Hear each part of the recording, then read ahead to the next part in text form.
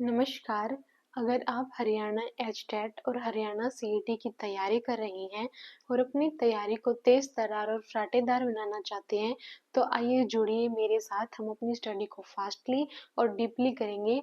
आज हम पढ़ेंगे एक टॉपिक हड़प्पा सभ्यता। हड़प्पा सभ्यता हमने हरियाणा सीईटी और एचटेट के पॉइंट ऑफ व्यू से हरियाणा के कुछ पॉइंट्स, हड़प्पा सभ्यता के कुछ पॉइंट्स पहले भी डिस्कस किए हैं। हड़प्पा स्थल हैं जो हरियाणा में, वो डिस्कस करने अभी बाकी हैं। 2 स्थल हमने डिस्कस किए थे। अब हम हड़प्पा सभ्यता का एक पूरा ओवरव्यू लेंगे। हड़प्पा सभ्यता का यहाँ से एक भी क्वेश्चन नहीं छूटेगा। मैं कंप्लीट हड़प्पा सभ्यता आज करवाऊंगी और हरियाणा के जो इम्पोर्टेंट स्थल हैं वो अगली वीडियो में पढ़ेंगे।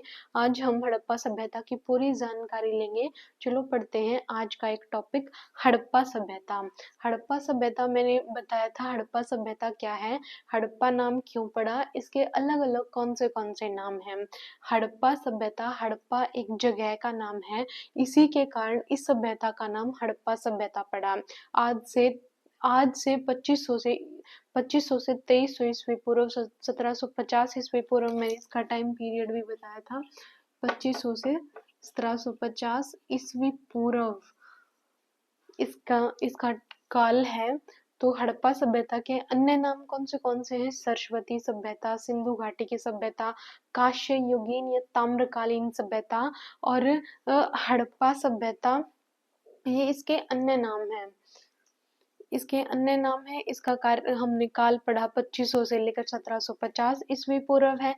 इसकी खोज किसने की? सबसे पहले एक चार्ल्स मैसे नाम के एक व्यक्ति थे जिसने हड़प्पा सभ्यता के टीलों के बारे में बताया था।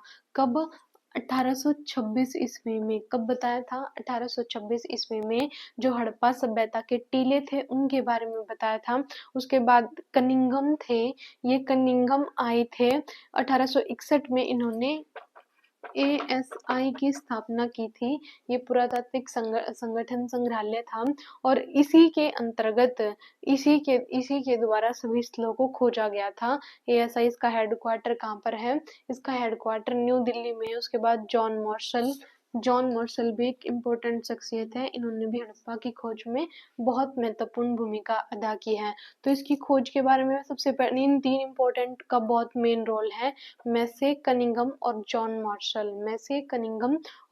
मार्शल। इन्होंने कहा था उस समय जब हड़प की नीति चल रही थी, उस समय कहा था कि यहाँ पर ना हड़प्पा सभ्यता के पास कुछ इम्पोर्टेंट स्थल दबे हुए हैं। तब किसी ने नहीं सुना। उस समय किसका कार्यकाल था?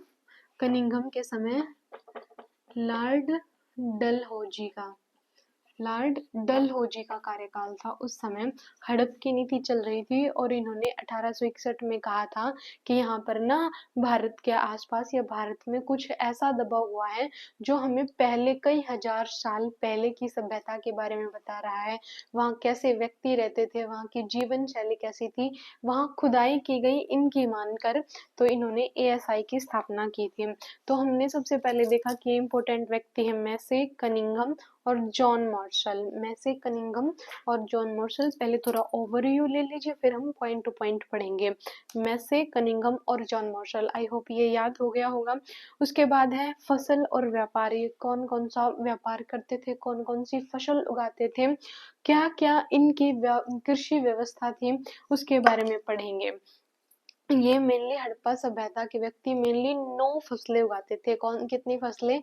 9 फसलें, ये याद रखनी है आपको। सबसे पहले जौ उगाते थे, फिर गेहूं उगाते थे। ये फलों में क्या खाते थे? तरबूजा और खरबूजा खाते थे। कपास की कृषि करते थे, खेती करते थे, व्यापार करते थे, कपड़े बनाते थे, तिल का तेल, सरसों का तेल और राई का प्रयोग करते थे। तिल का तेल, सरसों का तेल और राई का प्रयोग करते थे। आई होप ये फसल आपको याद हुई होंगी। 1-2 फसल बीच में और छूट गई है। देखो, सबसे पहले जौ उगाते थे, चावल के कहीं कहीं कोलाहंडी में मैंने गिनवाया था तब वे साक्ष्य मिले हैं। जौ, गेहूं, तिल तिल का तेल, सरसों का तेल, राई, कपास और तरबूजा, खरबूजा और दालों के साथ मटर। ये 9 फसलें हो गई हैं आपकी। ये 9 फसलें उगाते थे और कपास का व्यापार करते थे। किसका व्यापार करते थे? कपास का व्यापार करते थे। सिंडन, कपास को कहा जाता था? सिंडन, इसलिए इसको सिंडन सभ्यता भी कहा जाता है। सिंडन सभ्यता, सिंडोन सभ्यता भी इसको कहा जाता है, इसलिए इसको क्या कहा जाता है? सिंडोन सभ्यता। ये 9 फसलें याद हो गई होंगी, एक आधी बार और रिवाइज करवा दूंगी मैं क्लास में। उसके बाद है इसके हड़प्पा के स्थल। हड़प्पा के कौन कौन से स्थल हैं?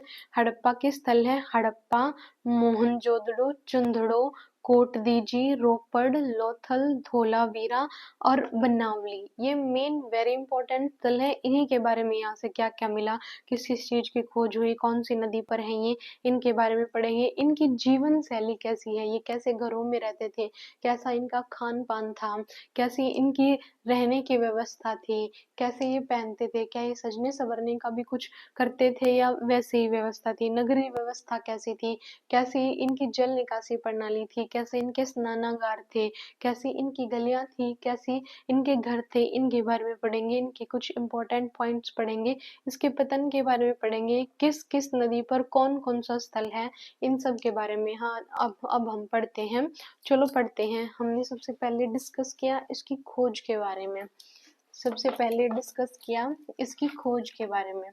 हड़प्पा सभ्यता के अन्य नाम देख लिए, सरस्वती सभ्यता, सिंधु घाटी सभ्यता, ताम्रकालीन सभ्यता, कांस्य युगीन सभ्यता और कपास के कारण इसको सिंडन सभ्यता भी कहा जाता है। क्या कहा जाता है?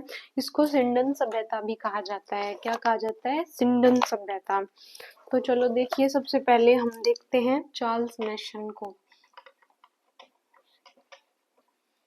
चार्ल्स मैसन, इसने सबसे पहले जो हड़प्पा के टीले थे ना, हड़प्पा के टीले, इनके बारे में बताया था। कब? 1826 ईस्वी में। उसके बाद आए थे कनिंघम। कनिंघम 1853 से 1856 के पास किसका कार्यकाल था? अंग्रेजी टाइम पीरियड था ना इस समय, कार्यकाल था लॉर्ड डलहौजी। लॉर्ड डलहौजी, इसने हड़प की नीति चलाई थी। हड़प की नीति चलाई थी। ट्रेन भी इसी समय चली थी भारत में। इन्होंने हड़प की नीति चलाई थी, ट्रेन भी इसी समय चली थी और इसी समय कनिंघम थे। यहाँ पर कनिंघम, इन्होंने ASI की स्थापना की 1861 में। भारतीय पुरातत्व विभाग, हिंदी में, 1861 में इसकी स्थापना की गई थी और इसी के कहने पर फिर यहाँ पर भारत में खोज हुई थी और तब अलग अलग स्थल खोज कर निकाले गए थे। तो चार्ल्स मैसन के बारे में हमने पढ़ा, कनिंघम के बारे में पढ़ा और उसके बाद जॉन मार्शल ने इनकी खुदाई में, खोज करवाने में, इनमें अपनी महत्वपूर्ण भूमिका निभाई। तो 3 प्रमुख व्यक्ति, मैसे यानी मैसन और कनिंघम और जॉन मार्शल, ये वेरी इंपॉर्टेंट है। हड़प्पा सभ्यता में इनका मुख्य रोल है, वेरी इंपॉर्टेंट रोल है। तो खोज के बारे में आई होप यहाँ तक समझ में आया होगा। चार्ल्स मैसन याद रखो, हड़प्पा के टीलों की खोज की थी। कनिंघम आए थे 1853 और 56 के समय, टाइम पीरियड था डलहौजी का, उसने हड़प की नीति चला रखी थी। उसी के समय ट्रेन भी चली थी, उसी के समय कनिंघम भी थे और उन्होंने, कनिंघम ने बताया था कि यहाँ पर एक ऐसी सभ्यता के अवशेष मिले हैं जो कई साल पुरानी है, कई हजारों साल पुरानी है और इसी के कहने पर यहाँ पर खोज की गई थी। भारतीय पुरातत्व विभाग की स्थापना की गई थी और इसी के कहने पर अलग अलग स्थलों को खोजा गया था, यहाँ की जीवन शैली के बारे में पता चला था। तो चलो अब एक एक करके स्थलों के बारे में पढ़ते हैं। सबसे पहले है हड़प्पा।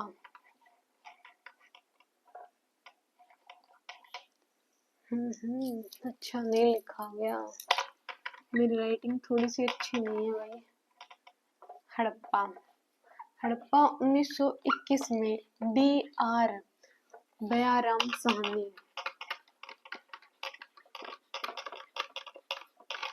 दयाराम साहनी ने खोज की थी और इसी हड़प्पा स्थल के कारण इसका नाम हड़प्पा सभ्यता पड़ा था। इसी के कारण इसका नाम क्या पड़ा था? हड़प्पा सभ्यता पड़ा था।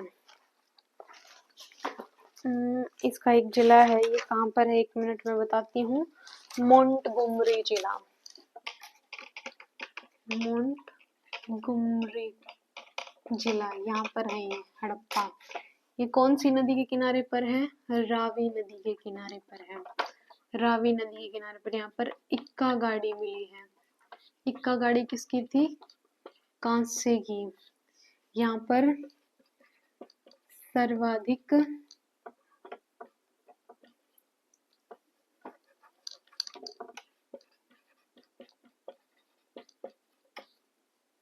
सर्वाधिक लिखित मोहरें मिली हैं।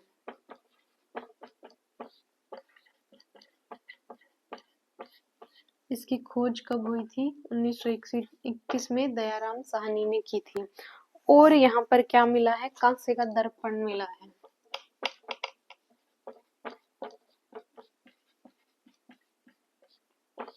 कांसे का दर्पण मिला है।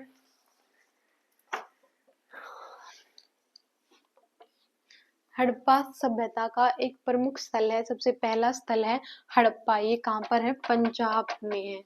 कहाँ पर है? पंजाब पाकिस्तान में। पंजाब पाकिस्तान में है। कहाँ पर है हड़प्पा? पंजाब के पाकिस्तान के पंजाब में। पाकिस्तान में ही पंजाब का ये हिस्सा आता है, वहां पर मिला है हड़प्पा। 1921 में खोज की थी, दयाराम साहनी ने की थी।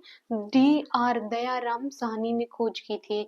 दयाराम साहनी स्थल है, ये मोंटगोमरी जिला है। पंजाब में एक मोंटगोमरी जिला है, वहां पर इसकी खोज हुई है। ये रावी नदी के किनारे पर है। यहाँ से 2 इंपॉर्टेंट चीजें मिली है। एक तो इक्का गाड़ी मिली है, किसकी मिली है? कांसे की मिली है। और सर्वाधिक लिखित मोहरें यहाँ से मिली है। सर्वाधिक लिखित मोहरें मिली है। और कांसे का ही दर्पण यहाँ से मिला है। कांसे का ही दर्पण यहाँ से मिला है। कांसे का दर्पण यहाँ से मिला है। और ये इसके इंपॉर्टेंट पॉइंट्स हमने पढ़े। इसकी नगरीय व्यवस्था कैसी थी? अब हम इसके बारे में पढ़ते हैं। इसकी नगरीय व्यवस्था कैसी थी, इसके बारे में पढ़ते हैं। देखो, ये मान लेते हैं हम हड़प्पा, और यहाँ पे है ऐसे, यह ऐसे, और यहाँ ऐसे बाउंड्री की हुई है। ये बाउंड्री लाइंस हैं। इसको बोलते हैं परकोटा। इसको क्या बोला जाता है? परकोटा। इसको बोलते हैं पूर्वी टीला, और इसको क्या बोलते हैं? पश्चिमी टीला। इसको क्या बोलते हैं? पूर्वी टीला, और इसको क्या बोलते हैं? पश्चिमी टीला। इतना समझ में आया? परकोटा बाउंड्री सिक्योरिटी लाइन। ऐसा माना जाता है कि यहाँ पर पुरोहित वर्ग रहता था, यहाँ पर आम जनता, हम जैसे लोकल आदमी रहते थे। तो इसकी संरचना कैसी है? ऐसे, यह परकोटा, यह आम आदमी के लिए। यहाँ कोई बाउंड्री लाइंस नहीं थी। यहाँ पर एक कब्रिस्तान था R37, और यहाँ पर एक अन्नागार था F।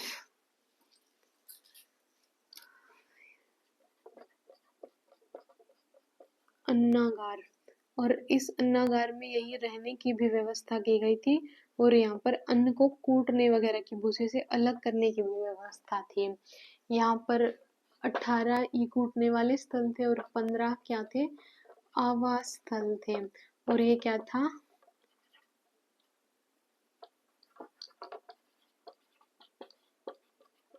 कब्रिस्तान था। ये क्या था? कब्रिस्तान था। ये हड़प्पा सभ्यता की संरचना है। ये नगर ऐसे बसा हुआ था। यहाँ पर एक कब्रिस्तान था, कब्रिस्तान का नाम था R37। यहाँ पर एक अन्नागार था। अन्नागार में 18 ऐसे स्थल थे जहाँ अनाज को भूसे से अलग किया जाता था, उसको साफ किया जाता था, उसको कूटा जाता था, कूटने के स्थल थे। और यहाँ पर आवास की व्यवस्था की गई थी, कूटने वाले यहीं पर निवास करते थे। यहाँ पर ये पूर्वी टीला है, यहाँ पर आम व्यक्ति रहते थे, लोकल पॉपुलेशन थी यहाँ पर। और यहाँ पर थे पुरोहित वर्ग, जो अमीर वर्ग था। पश्चिमी टीला वो यहाँ रहा करते थे। तो आई होप ये हड़प्पा सभ्यता की संरचना समझ में आई होगी। इम्पोर्टेंट है, यहाँ से क्वेश्चंस जरूर बनते हैं, तो ध्यान से सुनिए। उसके बाद है मोहनजोदड़ो।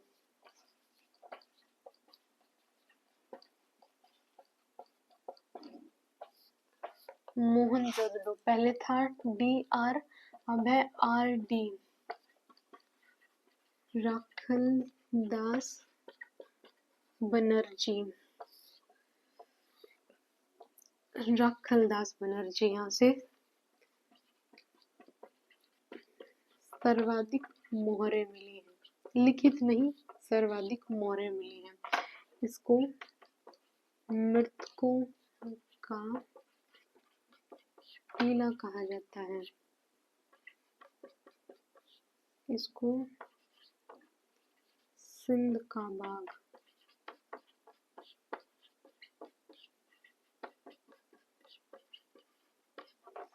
यहाँ पर चाकू मिला है, एक सूती कपड़े में लिपटा हुआ।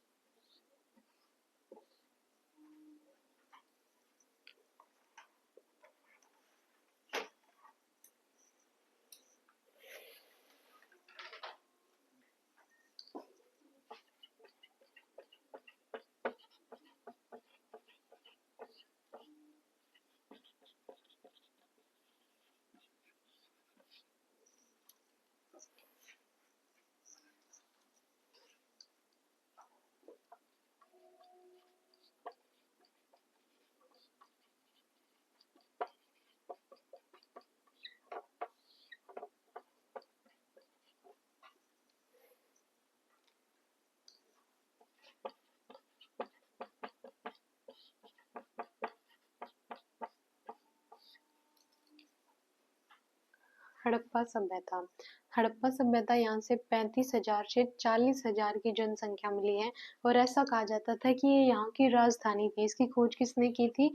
पहले थी DR यानी दयाराम साहनी, अब है मोहनजोदड़ो। इसकी खोज 1922 में यानी कि से नेक्स्ट ईयर ही हो गई थी, राखलदास बनर्जी ने की थी। राखलदास बनर्जी ने यहाँ पर सबसे इम्पोर्टेंट वृत्त स्नानागार मिला है और वृत्त स्नानागार में यहाँ उत्तर से दक्षिण में क्या है, सीढ़ियां लगी हुई हैं और यहाँ दक्षिण पश्चिम में क्या है, यहाँ पर निकासी की व्यवस्था है। कभी पूरा भर जाता है तो इसकी यहाँ से निकासी की जाती है, इसको खाली करना होता है तो निकासी की व्यवस्था यहाँ से की गई है। यहाँ सर्वाधिक मोहरें मिली हैं। हड़प्पा सभ्यता में सबसे ज्यादा लिखित मोहरें मिली हैं, लेकिन सबसे अधिक मोहरें मिली हैं कहाँ पर? सबसे अधिक मोहरें मिली है मोहनजोदड़ो में। इसको मृतकों का टीला कहा जाता है। इसको क्या कहा जाता है? इसको मृतकों का टीला कहा जाता है। सिंध का बाग इसको कहा जाता है। यहाँ से नृत्य करती हुई मूर्ति मिली है। यहाँ से क्या क्या मिला है ये इंपॉर्टेंट है और याद रखना है। चाकू सूती कपड़े में लिपटा हुआ, यहाँ से चाकू भी मिला है। और पशुपतिनाथ के बारे में भी हमें जानकारी मिलती है। और किसके बारे में जानकारी मिलती है? पशुपतिनाथ के बारे में जानकारी मिलती है। पशुपतिनाथ यानी एक मोहर मिली है, वेरी इंपॉर्टेंट है ये मोहर। इसकी संरचना देखिए कैसी थी।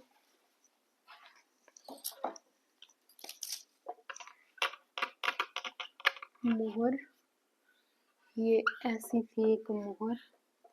यहाँ पर अंकित थे पशुपतिनाथ, उनके पास त्रिशूल है। पशुपतिनाथ यहाँ हम शिव को कह सकते हैं और ऐसा कहा गया है कि पशुपतिनाथ भोले बाबा है क्योंकि इसके पास त्रिशूल मिला है। पशुपतिनाथ यहाँ है। यहाँ दो जानवर हैं, गैंडा और भैंसा, और यहाँ पर दो हिरन हैं और यहाँ पर हाथी और यहाँ पर बाघ मिला है। इसीलिए इसको क्या कहा जाता है? पशुपतिनाथ कहा जाता है। इसीलिए इसको क्या कहा जाता है? इसीलिए इसको पशुपतिनाथ कहा जाता है। ये ऐसा अंकन इस मोहर पर किया गया है। ये 6 जानवर हैं और इस पर 5 प्रजातियां अंकित की गई हैं। 5 प्रजातियों को अंकित किया गया है। ये कितनी है?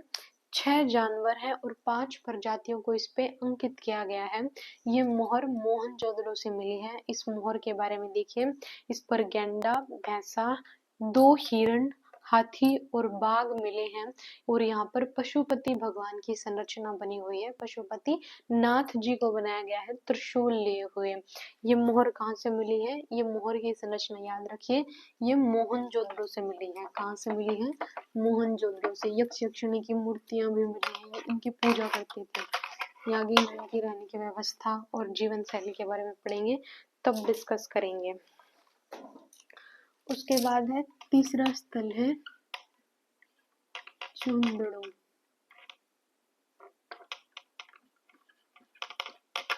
चुंदड़ो ये भी कहाँ है?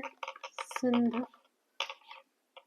पाकिस्तान में है और मोहनजोदड़ो भी सिंध पाकिस्तान में था। इसकी खोज की इतना इम्पोर्टेंट नहीं है। यहाँ की नगरीय व्यवस्था कैसी थी? यहाँ ऐसे और ऐसे, इसमें कोई परकोटा नहीं था।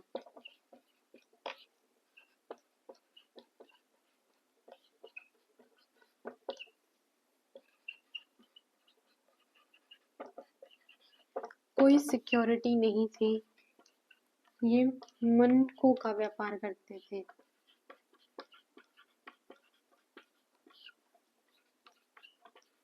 सौंदर्य प्रसाधन पर ध्यान देते थे।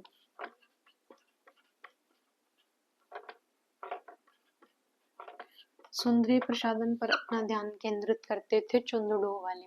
यहाँ पर कोई सिक्योरिटी के लिए, जो अमीर वर्ग थे उनकी सिक्योरिटी के लिए कोई व्यवस्था नहीं थी। कहता है जैसे आम व्यक्ति रहते थे वैसे ये रहते थे। यहाँ पर कोई प्रकोटा नहीं, कोई सिक्योरिटी नहीं की गई थी। मनकों का व्यापार किया जाता था। सौंदर्य प्रसाधन पर ज्यादा ध्यान दिया जाता था। किस पर ज्यादा ध्यान दिया जाता था? सौंदर्य प्रसाधन पर।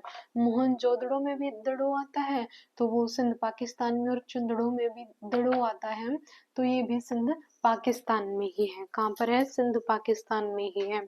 यहाँ से सौंदर्य प्रसाधन के जो भी आभूषण वगैरह थे वे सभी मिले हैं। जैसे सिंदूर मिला है, काजल, अंजन सलिका जिसको बोलते हैं, काजल मिला है और मन के मिले हैं, मालाएं मिली हैं। मालाएं किसकी बनी हुई थी? जो सीप वगैरह होती हैं उनकी मालाएं थी। अगर गरीब व्यक्ति थे तो क्या करते थे? अपने मिट्टी के मन के बनाकर उनको आग में पकाकर उनकी मालाएं भी पहनते थे। मालाएं यानी कि सजने संवरने का शौक बहुत था और पुरुष और महिलाएं दोनों ही सौंदर्य प्रसाधन करते थे। पुरुष और महिलाएं दोनों ही सौंदर्य प्रसाधन करते थे। वेरी इंपॉर्टेंट है। आई होप ये समझ में आया होगा। उसके बाद है रोपड़। रोपड़ एक कुत्ता और एक आदमी दोनों का कंकाल साथ साथ मिला है। कंकाल साथ साथ मिला है। ये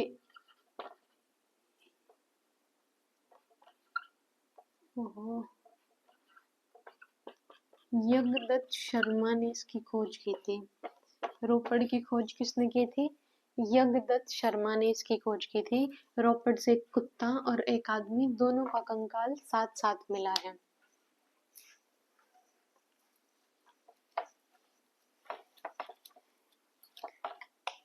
उसके बाद है लोथल।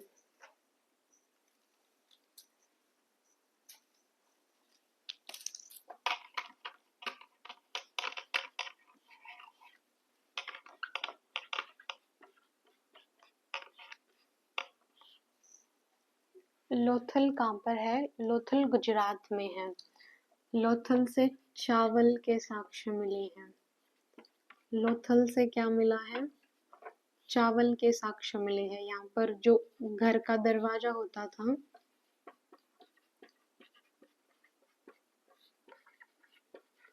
मुख्य सड़क पर खुलता था। घर का दरवाजा मुख्य सड़क पर खुलता था। आमतौर पर हड़प्पा के घर कैसे होते थे? देखो, ये ऐसे ये दरवाजा है, यहाँ पर एक दीवार होती थी, यहाँ पर कमरे बनाए जाते थे, 4 से 30 कमरे, 4 से किसी के पास 4, 6, 8, 10, ज़्यादा से ज़्यादा 30 कमरे होते थे। और यहाँ पर सीढ़ी डबल स्टोरी होने के साक्ष्य मिले हैं, सीढ़ी लगी होती थी। यहाँ पर आंगन होता था, आंगन, और यहाँ पर बाथरूम, किचन, और यहाँ पर कुआं, ऐसी व्यवस्था बनाई गई थी। और दरवाजे वैसे तो गलियों में खुलते हैं, और लेकिन ये जो लोथल के दरवाजे थे ये मुख्य सड़क पर खुलते थे, मुख्य सड़क पर खुलते थे। लोथल को क्या कहा जाता है? लघु हड़प्पा भी कहा जाता है, लघु हड़प्पा। इसको और क्या कहा जाता है? मुर्दों का नगर, मुर्दों का नगर भी इसको कहा जाता है। लोथल को क्या कहा जाता है? मुर्दों का नगर कहा जाता है। ये एक बंदरगाह है, बंदरगाह है। यहाँ से बंदरगाह के साक्ष्य मिले हैं, यहाँ से क्या मिले हैं? बंदरगाह के साक्ष्य मिले हैं। यहीं से क्या मिला है? गोदीवाड़ा, अग्निवेदियां भी यहीं से मिली हैं, अग्निवेदियां, अग्निकुंड। जैसे ये व्यवस्था है लोथल की, यहाँ पर ऐसे 20 कंकाल मिले हैं, और उनमें से 3 जोड़े मिले हैं, 3 जोड़े मिले हैं, ऐसे 3 जोड़े। ऐसा माना जाता है कि शायद सती प्रथा कुछ हद तक रही होगी, और कहीं नहीं मिले, ऐसे यही लोथल में ही मिले हैं। लोथल में चावल भी मिले हैं, घर के दरवाजे मुख्य सड़क पर खुलते थे। इसको लघु हड़प्पा कहा जाता है क्योंकि यहाँ पर बहुत से अवशेष मिले हैं। इसको मुर्दों का नगर कहा जाता है क्योंकि इसका कंपैरिजन हड़प्पा स्थल से हुआ है। यहाँ से बंदरगाह के साक्ष्य भी मिले हैं। किसके साक्ष्य मिले हैं? बंदरगाह के साक्ष्य मिले हैं। अग्निकुंड यहाँ से मिले हैं, अग्निकुंड, अग्निकुंड ऐसे गोलाकार भी और ऐसे वर्गाकार भी, वृत्ताकार भी और वर्गाकार भी अग्निकुंड मिले हैं। और क्या मिला है यहाँ से? घोड़े के साक्ष्य है, इंपॉर्टेंट है, घोड़े के साक्ष्य। वैसे तो इतने परिचित ये घोड़े से नहीं थे, घोड़े, गाय और ऊंट इतना ज्यादा जिक्र नहीं है, पर संभवतः ऐसा माना जाता है क्योंकि यहाँ से घोड़े के साक्ष्य लोथल से मिले हैं, इसलिए कहा जाता है घोड़ों से भी संबंधित थे, गाय से भी और ऊंट से भी। ऊंट की भी हड्डियां मिली हैं, कालीबंगा से मिली हैं, ऊंट की हड्डियां भी मिली हैं कालीबंगा से। और क्या रह गया इसमें? मम्मी का मॉडल भी यहाँ से मिला है,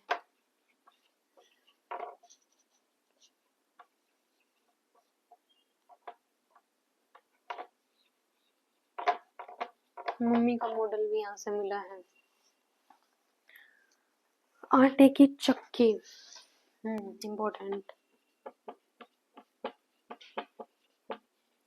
आटे की चक्की भी यहाँ से मिली है। लोथल के बारे में इतना ही है। लोथल गुजरात में है, यहाँ से ल से लोथल, यहाँ भी लास्ट में ल है और यहाँ भी ल है।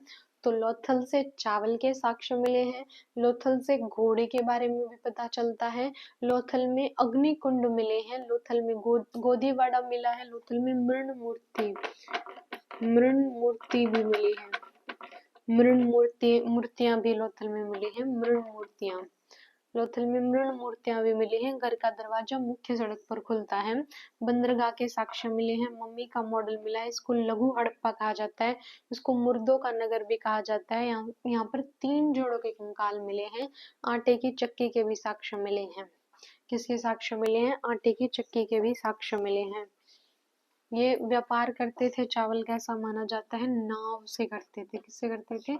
नाव से। यहाँ नाव के भी साक्ष्य मिले हैं। किसके साक्ष्य मिले हैं? नाव के भी। वेरी इंपॉर्टेंट है। बाद में मैं इंपॉर्टेंट पॉइंट्स डिस्कस करूंगी, तब पूछूंगी कि कौन सी चीज कहाँ मिली है, किस वस्तु का जिक्र कौन से स्थल पे हुआ है। तो लोथल चावल मिले हैं, घर मुख्य दरवाजा सड़क पर खुलते थे, मुर्दों का नगर कहा जाता है, इसको लघु हड़प्पा भी कहा जाता है, बंदरगाह के साक्ष्य भी यहाँ से मिले हैं, मम्मी का मॉडल मिला है, आटे की चक्की मिली है, 3 जोड़े मिले हैं, साथ साथ 3 जोड़े कंकाल मिले हैं, और घोड़ों के साक्ष्य भी मिले हैं, अग्निकुंड मिले हैं, वर्गाकार भी और वृत्ताकार भी। ये डिस्कस किया है हमने लोथल, ये गुजरात में है, इसके बारे में। रोपड़ में क्या मिला था? रोपड़ में एक व्यक्ति और एक कुत्ते का कंकाल साथ साथ मिला था। रोपड़ की खोज जगदत्त शर्मा ने की थी। उसके बाद है कालीबंगा। कालीबंगा कहाँ पर है? राजस्थान में है। कालीबंगा कहाँ पर है? राजस्थान में है। एक ऐसे स्टोरी बना सकते हैं कि एक पति पत्नी थे और जो उस पत्नी का पति था वो किसान था और कहाँ पर गया हुआ था खेत जोतने गया हुआ था। उनका एक पुत्र था, एक पति पत्नी थे, उनका एक पुत्र था, वो बीमार था और वो क्या करवा रहे थे? हवन करवा रहे थे। हवन कैसे करवा रहे थे? सजी हुई ईंटों से। सजी हुई ईंटों से क्या करवा रहे थे? सजी हुई ऐसे ईंट सजाकर उन पर हवन करवा रहे थे, अग्निकुंड बनाकर। अग्निकुंड बनाकर क्या करवा रहे थे? हवन करवा रहे थे। और वो खेत जोतने गया था, फसल थी सरसों उगाने के लिए। और वो जो उनका पुत्र था वो बीमार था, उसको किससे ठीक किया गया था? शल्य चिकित्सा से। शल्य चिकित्सा से उसके सर में ऐसे छेद करके और तब उसको ठीक करने का प्रयास किया गया था। तो कालीबंगा राजस्थान में है। यहाँ से किसके साक्ष्य मिले हैं? खेत जोतने के। हल भी मिला है यहाँ पर। खेत किससे जोतते हैं? हल से जोतते हैं। तो खेत जुते हुए खेत के साक्ष्य मिले हैं, हल मिला है, हवन करने के लिए अग्निकुंड मिले हैं, ईंटों से सजे हुए अग्निकुंड मिले हैं, ईंटों से सजे हुए, और सरसों के अवशेष भी यहीं से मिले हैं। यहीं से शल्य चिकित्सा के बारे में भी पता चलता है। यहाँ किससे पता चलता है? यहाँ से ही शल्य चिकित्सा के बारे में भी पता चलता है। किसके बारे में पता चलता है? शल्य चिकित्सा के बारे में भी पता चलता है। अलंकृत ईंटें मिली हैं यहाँ, ये सजे हुए हवन कुंड यानी कि अलंकृत ईंटें। अलंकृत ईंटें मिली हैं कालीबंगा से। ये कहाँ पर था? राजस्थान में घग्गर नदी पर था। घग्गर नदी पर।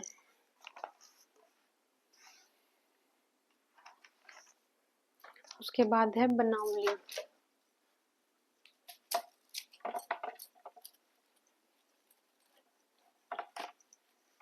ऐसे ही हरियाणा के भी स्थल है, उनको भी हम डिस्कस करेंगे। पहले पूरे भारत के कर लेते हैं। बनावली ये हरियाणा में है, फतेहाबाद, हिसार और फतेहाबाद की साइड हरियाणा में। इसकी खोज की थी RS बिस्ट ने। यहाँ पर बेस्ट क्वालिटी के क्या मिले हैं? जौ के साक्ष्य मिले हैं। यहाँ पर जो नालियां थी वो लकड़ी की बनी हुई थी। लकड़ी तो पानी में फूल जाती है, तो ड्रेनेज सिस्टम यहाँ का इतना अच्छा नहीं था। लेकिन सबसे इम्पोर्टेंट है यहाँ जो बेस्ट क्वालिटी के होते थे। और इसकी खोज RS बिस्ट ने की थी। किसने की थी? RS बिस्ट ने की थी। यहाँ से कुल्हाड़ी के अवशेष मिले हैं और तांबे का बाणाग्रह। तांबे का बाणाग्रह मिला है। बनावली में इतना ही। RS बिस्ट बेस्ट क्वालिटी के जो नालियां लकड़ी की बनी हुई थी, तो ड्रेनेज सिस्टम थोड़ा लो था। कुल्हाड़ी मिली है और तांबे का बाणाग्रह मिला है।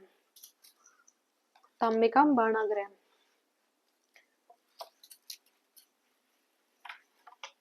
उसके बाद है सबसे इम्पोर्टेंट है धोलावीरा। धोलावीरा ये दूसरा सबसे बड़ा स्थल है। पहला है राखीगढ़ी, भारत का है राखीगढ़ी, और दूसरा भारत का है धोलावीरा। यहाँ पर ऐसी नगरीय व्यवस्था थी और ये थी मध्यमा, इसको कहा जाता है मध्यमा। और ये कैसी थी? आयताकार थी।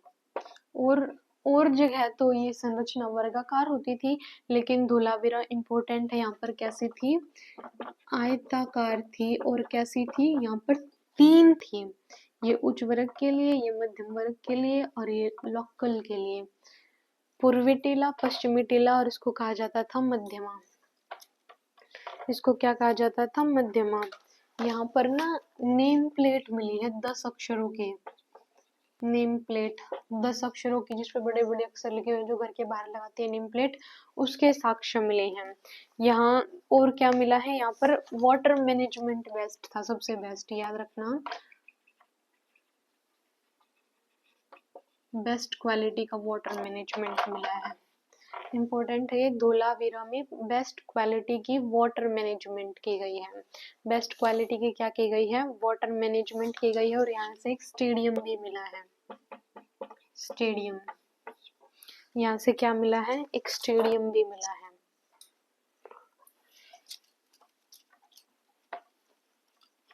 धोलावीरा दूसरा सबसे बड़ा स्थल है, इसमें मध्यमा भी बनाई गई है, आयताकार की इसकी संरचना थी। यहाँ पर नेम प्लेट 10 अक्षरों की नेम प्लेट मिली है। यहाँ से स्टेडियम के साक्ष्य भी मिले हैं, यहाँ से क्या मिले हैं, स्टेडियम के साक्ष्य भी मिले हैं। और वाटर मैनेजमेंट सबसे बेस्ट था यहाँ का, वाटर मैनेजमेंट क्या था, सबसे बेस्ट था, वाटर मैनेजमेंट सबसे बेस्ट। अब है एक स्थल रंगपुर, रंगपुर, इसकी खोज रंगनाथ राव ने की थी। यहाँ पर चावल के भूसे के साक्ष्य, जो पराली हम बोलते हैं, वो यहाँ से मिले, इसके चावल के भूसे के साक्ष्य मिले हैं। इनकी जीवन शैली कैसी थी, अब हमने जो इम्पोर्टेंट और मेन जगह थी, इम्पोर्टेंट स्थल थे, उन सभी के बारे में पढ़ा। अब हम इनकी जीवन शैली के बारे में पढ़ते हैं। जीवन शैली कैसी थी, जीवन शैली में क्या, खान पान, खान पान में 9 फसलें थी, मैंने शुरू में आपको गिनवाई थी, 9 फसल, जौ, गेहूं, फल में खाते थे तरबूज,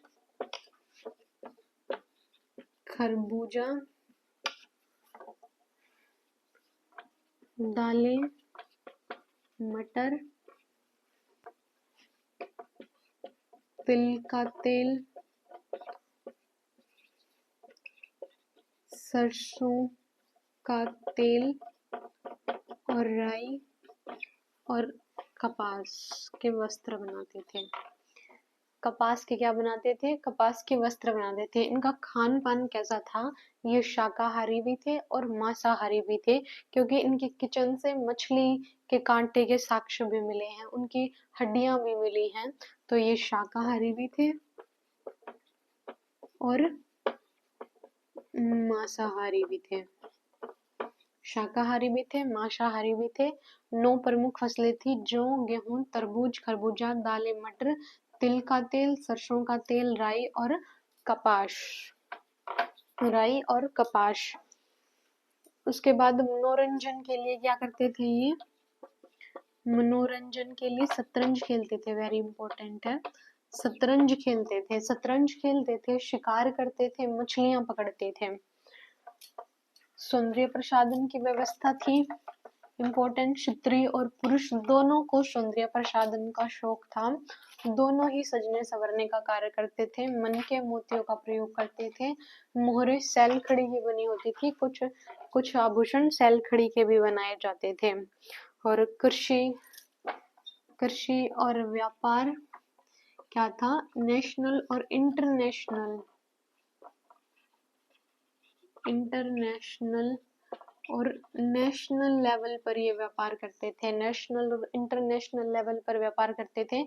मेसोपोटामिया के कुछ स्थलों पर यहाँ के कपास के साक्ष्य मिले हैं, वहाँ के कुछ साक्ष्य हमारे यहाँ पर भी मिले हैं। वहाँ की जो वे मोहरे थी, वो बेलनाकार मोहरे बनाते थे। कैसी मोहरे बनाते थे, ऐसे बेलनाकार मोहरे बनाते थे, ऐसी बेलनाकार मोहरे बनाते थे। उनकी मेसोपोटामिया की मोहरे जो हैं वो हमारे यहाँ पर मिली है, मेसोपोटामिया के मोहरे। मेसोपोटामिया के हमें मेलुका बोलते थे, यानी नाव चलाने वाले।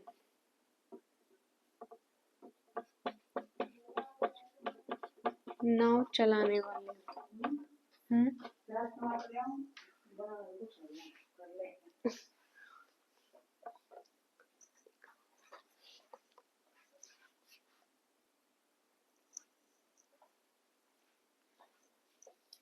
नाव चलाने वाले। मेलुका, ये मेसोपोटामिया के व्यक्ति हमें मेलुका कहते थे, यानी कि नाव चलाने वाले व्यक्ति, नाव चलाने वाले। और सिंडोन, कपास को क्या कहते थे? सिंडोन कहते थे। इसी कारण इसका नाम सिंडोन सभ्यता भी पड़ा था। तो ये इससे पता चलता है कि ये क्या करते थे? नेशनल और इंटरनेशनली व्यापार करते थे। व्यापार किससे करते थे ये? अफगानिस्तान के साथ, अफगानिस्तान के साथ, ईरान के साथ, सौराष्ट्र के साथ, मेसोपोटामिया ऐसे स्थलों के साथ ये क्या करते थे?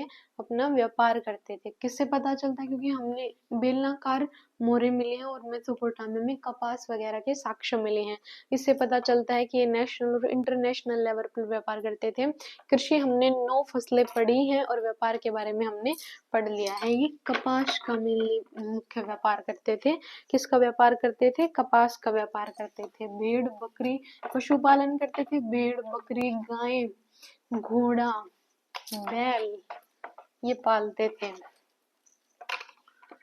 भेड़ बकरी गाय घोड़ा बैल कुत्ता ये पशु थे। शेर से ये परिचित नहीं थे। शेर से परिचित नहीं थे। वेरी इंपॉर्टेंट है ये, शेर से परिचित नहीं थे। चांदी सोना तांबा कांसा इनसे परिचित थे। लोहे से भी परिचित नहीं थे। लोहे से भी परिचित नहीं थे। शेर से भी परिचित नहीं थे। भेड़ बकरी गाय घोड़ा बैल कुत्ता भैंस इनसे परिचित थे। ये ऊंट से भी परिचित थे, क्योंकि कालीबंगा से ऊंट की हड्डी मिली है। कालीबंगा से क्या मिला है? ऊंट की हड्डी मिली है। इंपॉर्टेंट है। घोड़े से वैसे परिचित थे ये, इतने ज्यादा साक्ष्य नहीं मिले। केवल 3 ही जगह साक्ष्य मिले हैं। वो कहाँ कहाँ पर मिले हैं? एक है लोथल में, एक है सुरकोटड़ा में, और एक है दांत मिले हैं यहाँ से राणा घुंडई, राणा घुंडई से यहाँ से जबड़ा मिला है, और लोथल से क्या मिला है? कंकाल। इंपॉर्टेंट है, ये घोड़े के बारे में है, इंपॉर्टेंट है, इसको याद रखिए। लोथल से क्या मिला है? कंकाल मिला है। सुरकोटड़ा से जबड़ा मिला है, और दांत घोड़े के दांतों के साक्ष्य राणा घुंडई से मिले हैं। वेरी इंपॉर्टेंट है, घोड़े के साक्ष्य केवल 3 ही जगह मिले हैं। ऊंट की हड्डी कालीबंगा से मिली है। ऊंट की हड्डी कहाँ से मिली है? कालीबंगा से मिली है। भैंस से, भेड़ से, बकरी से, गाय से, घोड़े से, बैल से, कुत्ते से, ऊंट से इनसे परिचित थे। और ये पशुपति नाथ की और मातृ देवी की पूजा करते थे। मातृ देवी की पूजा करते थे, ये इंपॉर्टेंट है। इनकी जीवन शैली कैसी थी? मातृसत्तात्मक। मातृसत्तात्मक इनकी जीवन शैली थी। इनकी जीवन शैली कैसी थी? इनकी जीवन शैली मातृसत्तात्मक थी। जीवन शैली कैसी थी? मातृसत्तात्मक थी। कृषि कैसी थी? 9 फसलें मेनली उगाते थे। और व्यापार किसका करते थे? कपास का और मन के वगैरह का व्यापार करते थे। नेशनल और इंटरनेशनल लेवल पर करते थे। मेसोपोटामिया के साथ, अफगानिस्तान के साथ, ईरान के साथ, सौराष्ट्र के साथ ऐसे अपना व्यापार करते थे। पशुपतिनाथ वो मोहर अंकित हुई मिली है। वो मोहर मैंने आपको चित्र बनाकर भी बताई थी। पशुपतिनाथ और मातृ देवी की पूजा करते थे। पेड़ पौधों की भी ये पूजा करते थे। मेनली पीपल के वृक्ष की पूजा करते थे। बैल, कुबड़ वाला बैल भी मिला है। बिल्ली से भी परिचित थे। और इनकी जीवन शैली में और क्या है? इनकी जीवन शैली में ये पुनर्जन्म में भी विश्वास रखते थे। पुनर्जन्म में भी विश्वास रखते थे। श्रृंगार मैंने बता दिया, स्त्री और पुरुष दोनों करते थे। और विकसित नगरीय सभ्यता थी।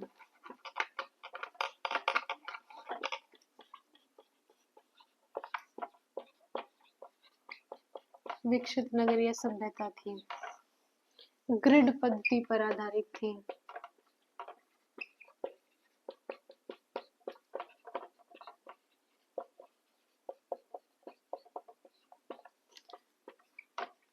जल प्रणाली काफी उचित थी, गलियां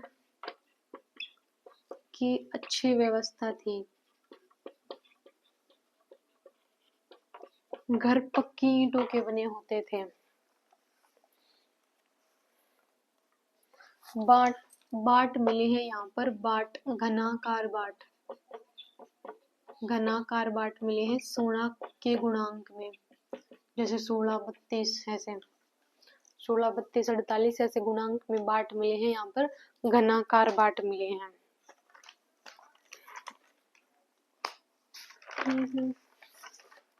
और क्या रह गया? किसकी पूजा करते थे ये मेनली? तुलसी की, बबूल की और पीपल की। तुलसी, बबूल और पीपल की पूजा करते थे। तुलसी, बबूल और पीपल की पूजा करते थे। नाग और कुबड़ वाला बैल, ये पशुपति नाथ के, जैसे नंदी नहीं होता, हम नंदी की पूजा करते हैं, वैसे कुबड़ वाला बैल और नाग, क्योंकि पशुपति शिव जी को ये बोलते थे। और क्या है इसकी लिपि के बारे में? लिपि कैसी थी? चित्रात्मक थी। इस लिपि को गोमुद्रिका लिपि भी कहते हैं, क्योंकि ये कैसी थी? ऐसी थी, ऐसे स्टार्ट किया, यहाँ से लिखना शुरू किया, यहाँ तक लिखे, फिर यहाँ से लिखना शुरू किया, यहाँ तक लिखा, फिर यहाँ से लिखना शुरू किया, यहाँ तक, यहाँ से यहाँ तक, ऐसे लिखा जाता था, ऐसे लिखा जाता था। इसलिए इसको क्या कहते थे? इसको गोमुद्रिका लिपि भी कहा जाता था, गोमुद्रिका लिपि भी कहा जाता था। यहाँ पर सबसे ज्यादा ना ये मछली जैसा चिन्ह और ये यू यकार का ऐसे मिला है। और जो हम आज वर्तमान में स्वास्तिक जिसको शुभ मानते हैं, शुभ का प्रतीक मानते हैं, ये कहाँ की देन है? हड़प्पा सभ्यता से लिया है हमने ये स्वास्तिक। कहाँ से लिया है हमने ये स्वास्तिक? हड़प्पा सभ्यता से लिया है, हड़प्पा सभ्यता से लिया है। इतना ही था इसमें, इसके कुछ इम्पोर्टेंट पॉइंट्स हैं वो और देख लीजिए। सबसे पुरानी संस्कृति में सबसे पुरानी चीज यहाँ पर क्या मिली है? मोहर मिली है। सबसे पुरानी और विशिष्ट क्या मिली है? मोहर मिली है। और नामकरण हड़प्पा एक स्थल था मोंटगोमरी जिले में, उसके आधार पर हुआ है। ये गाय, घोड़ा व ऊंट के साक्ष्य नहीं मिले हैं। घोड़े के साक्ष्य केवल 3 स्थान पर मिले हैं, वो मैंने बताया था, धोलावीरा, सुरकोटदा और राणा गुंडई में। शेर से ये परिचित नहीं थे। सर्वाधिक मोहरे मोहनजोदड़ो में मिली है, लिखित मोहरे हड़प्पा में मिली हैं। बाजरे के दाने गुजरात से मिले हैं। और सोरतुगई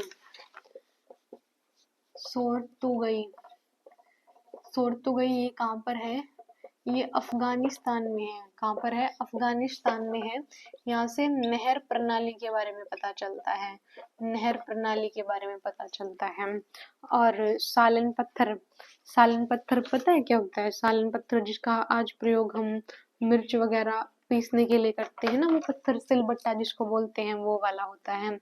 प्रमुख स्थल है मोहनजोदड़ो, नियोजित जल प्रणाली है, ग्रिड पद्धति पर आधारित स्थल है। भारतीय पुरातत्व के जनक कनिंघम को कहा जाता है। और नालियों की व्यवस्था के बारे में मैक ने बताया है। किसने बताया है? मैक ने नालियों की व्यवस्था के बारे में बताया है। ये हड़प्पा सभ्यता के इम्पोर्टेंट स्थल और इम्पोर्टेंट पॉइंट्स को हमने डिस्कस किया। अब हड़प्पा कहाँ पर है? रावी नदी के किनारे पर है। मोहनजोदड़ो कहाँ पर है? ये सिंधु नदी के किनारे पर है।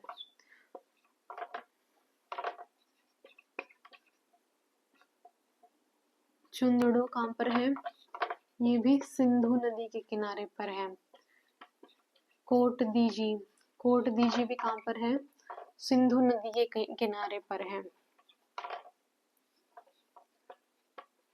कालीबंगा और पीलीबंगा ये कहाँ पर है? घग्गर नदी के किनारे पर है, ये राजस्थान में। कहाँ पर है ये? राजस्थान में, घग्गर नदी के किनारे पर है। एक मिनट रुकिए। लोथल कहाँ पर है?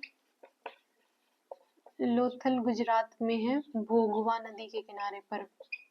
ये कौन से स्थल कौन सी नदी के किनारे पर है, ये पढ़ा रही हूँ मैं। भोगवा नदी के किनारे पर है। रोपड़ कहाँ पर है? रोपड़ पंजाब में है, हमने डिस्कस किया था। ये सतलुज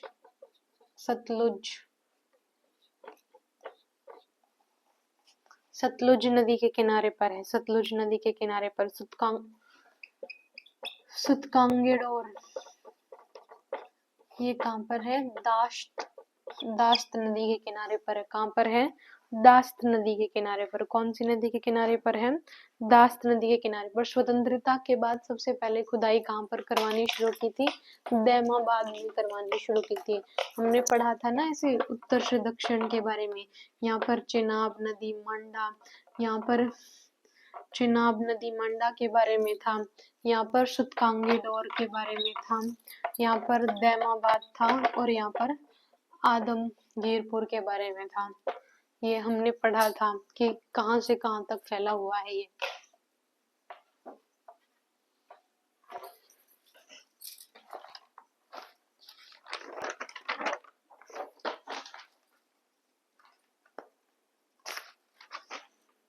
इतना ही है। एक क्वेश्चन का आंसर दीजिए। हल के साक्ष्य कहाँ मिले, ये कमेंट बॉक्स में बताना है आपको। और काले रंग की चूड़ियां कहाँ मिली है, ये भी कमेंट बॉक्स में बताना। सर्वाधिक मोहरे कहाँ मिली हैं?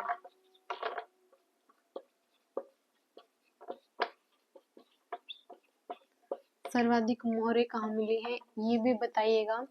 बेस्ट वाटर मैनेजमेंट सिस्टम कहाँ का है?